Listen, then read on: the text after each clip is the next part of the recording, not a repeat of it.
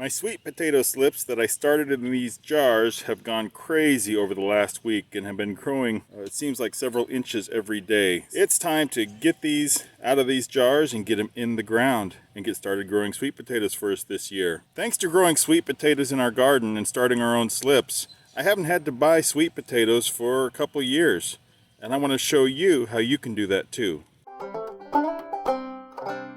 Sweet potatoes are super easy to grow from previous year's potatoes so that you can have your own crop every year, use some of that crop to produce new plants for the next year, and on, and have plenty of sweet potatoes. Of course, that's going to depend on how many you eat, but last year we were still finishing up the last of our sweet potatoes as I was growing plants for the new ones.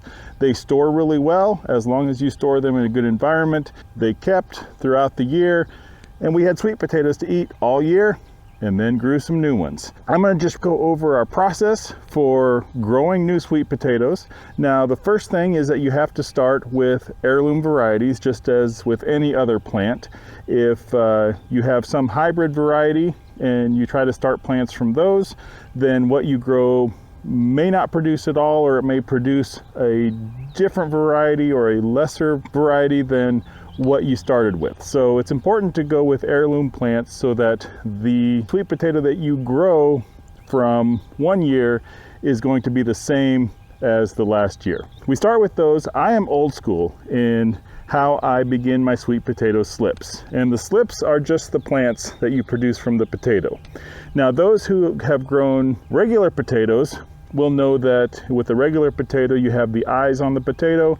You just plant the potato, or you may section it up and plant those sections, and the eyes will develop into a new plant.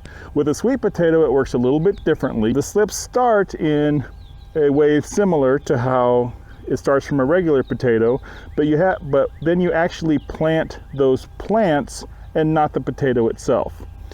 I'm old school. I start mine in a jar of water. If you go out on YouTube or search the internet, you'll find there's other methods that people like for starting their sweet potato slips. Some will start them in soil, and that's all fine. I have nothing against any other method. I just like doing it in water. I think it's simple, and I kind of think it's neat to be able to watch it develop those roots and see how things grow. So one thing that's important to know when you start your sweet potatoes, that a sweet potato has a top and a bottom. So this potato, you can't really see the bottom very well because of all those roots. The bottom is more rounded. The top has a point. And when you put it in that water to start it, and I can't speak for starting it in soil because I don't do that method, but I would think it's somewhat similar. But when you start them in water, you have to have the bottom down and the top up. If you tried starting the sweet potato upside down, what will happen is that the points that would become slips will develop roots from the bottom, and they will develop a plant from the top, but you won't develop what we have here, which is a slip that has the plant with the roots coming off of it. They'll be separate. And I can tell you from experience that's true, because last year when I started my slips, I put the potatoes in the water upside down, didn't even pay attention to the direction, and I ended up with roots on one end and plants on the other, and the plants didn't have roots, so I couldn't plant those. Now, thankfully, I caught it early. I went ahead and turned them upside down, and the plants developed roots magically. So you can recover from that, but it works out better if you start properly. So you can see these have grown really well. They are well past being ready to put in the garden. We have a great day to put these in the garden. It's hot out here, to be very honest, and sweet potatoes love heat and humidity. In past years, I planted them a little early when the weather was a little cool, and they just kind of sat there. Once it gets hot, they take off. These have been starting inside on our kitchen counter, but I think being right in the window, they see how hot it is this week and they're ready to go. I don't know, but they sure have taken off this week. So we're gonna get them in the garden. So now that these have gotten started, all I have to do is take these plants and just pull them off of the potato. In this case, pull it out of the roots. I've got my slip with the roots, and that's ready to go. So I'll just pull these off, lay them out, and get ready to plant them. So out of the sweet potatoes that I started, I got 10 pretty good slips, and so I'm going to plant 5 down each side of this bed. And I got a few little ones that could best be described as buds, but they have roots, they have some leaf growth, so I'm going to go ahead and put those down the middle just to completely fill this bed with potatoes. By the end of the season, this bed will be overflowing with vines. In fact, I'm considering putting a fence around it to let the vines grow up. What some people may not know is that sweet potatoes are in the same family as morning glories. So if you're familiar with morning glory vines, how they'll climb up and make all sorts of flowers, sweet potatoes do the same thing. Not as many flowers, but they do flower, and so you get some nice pretty flowers out of them, but they will vine everywhere.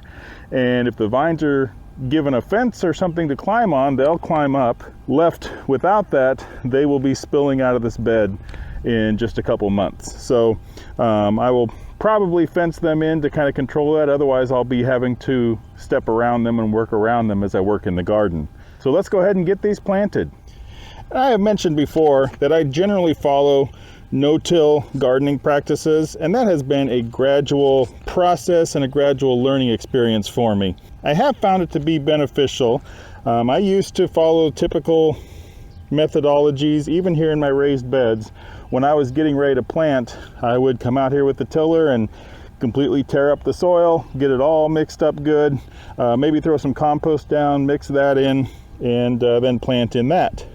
Well, my first year planting sweet potatoes in that, I tilled up the soil, and I will mention our natural soil is very heavy with clay. And so in my garden beds, I often use a garden mix, but sometimes, depending on what I have available, I may have some clay soil in there mixed with some compost, mixed with some garden soil, whatever I can put together. So in the bed that I originally put the sweet potatoes in, there was a lot of clay in there. I mixed in a lot of gypsum to loosen up the soil, mixed in a lot of compost and some peat to add in some organic matter, and got that all stirred up really good, mixed in really good with the tiller. Worked it about as deep as I could. So the sweet potatoes grew. This was the first year of growing sweet potatoes. That was 2 years ago. And sweet potatoes grew, came to the fall, the vines started to die back, and so I went to harvest the sweet potatoes. And when I went to dig them up with the shovel, I almost needed a pickaxe to break that soil. It was rock hard. And what I've learned is that the bacteria in the soil will develop structures throughout that soil that helps to nourish the soil and keep it loose, as well as the worm tracks and everything through there. Well, when you go and till it up, it loosens it up on a temporary basis, but then it rains and you end up with your soil settling and filling in those air gaps, and it becomes more compact and harder. So in trying to get looser soil to work with, you end up in the long run making harder soil, and you lose all of those bacterial soil structures that are in there. So I have gotten away from that almost completely.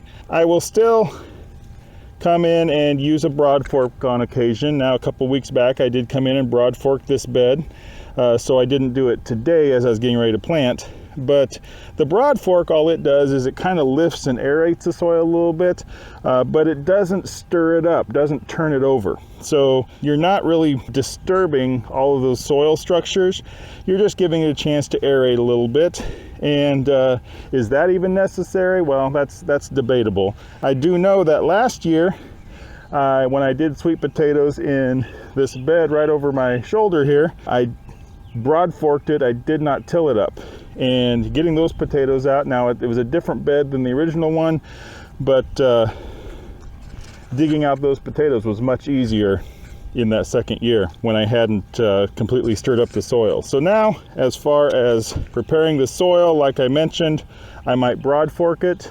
I haven't added any amendments, but I do regularly add compost to the bed. That's my main amendment. I do some natural fertilizing with a purchased fertilizer blend, but it's an entirely natural, OMRI approved organic product. I don't remember the name offhand, but it basically kind of smells like soy sauce. It's kind of a fish-based product. But outside of that, there's not a whole lot of soil preparation. And I will mention on fertilizing that if you fertilize your sweet potatoes, you don't want to use a high nitrogen fertilizer. You want that growth to be down under the soil. So if anything, you're going to want your second number in the fertilizer. There's 3 numbers. There's nitrogen, phosphorus, and potassium. You want that second number to be higher. The way I remember it, the way I was taught it, is that when you see the 3 numbers on fertilizer, the first number, nitrogen, is up. So that's what grows above the ground. Second number is down. That grows below the ground. The third number is all around. That helps the plant overall. So nitrogen helps with lots of leaf production, but not so much what's underneath the ground. And these plants are going to produce plenty of leaves and vines on their own. We don't need to fertilize them to help that out. But what we do want to fertilize is get that second number higher, and maybe the third. If you have flowering or fruiting plants, then that third number will be more beneficial for the flowers and fruit. So that's just a little tip on fertilizing, which is another reason why I don't really add a lot of nitrogen-rich amendment to the soil. I will be coming back after I get these planted and covering this with a layer of compost. That will act as a mulch layer and also will leach some nutrients from that compost into the ground. One of the very important things about sweet potatoes is that once you pick them, you need to cure them right away. And curing the sweet potatoes basically just involves putting them in a dark environment where there is very high humidity and high heat. Now, you could get very scientific about it. I believe the humidity should be at least 80% and the heat should be around 90. Maybe I have that reversed. What I do is I have a little drying rack right outside of my garage that I use for drying onions, for curing potatoes. Right now it's acting as a little greenhouse because I ran out of space on my indoor growing rack. What I do is I cover that with black plastic, and I will put a seed starting heating tray or 2 of them at the bottom with pans of water on top. Completely close the thing in with plastic. I'll put my sweet potatoes in there, turn on those heating pans. I'll be harvesting these in the fall as we're getting close to our first frost. So temperatures outside will probably be in the 60s or so. So I turn on those heaters, give some heat inside, hopefully raise it up about 10-20 degrees inside of there. And then I let them sit in there for a couple weeks. And what the process of curing them does is it helps to develop the sugars in the sweet potatoes.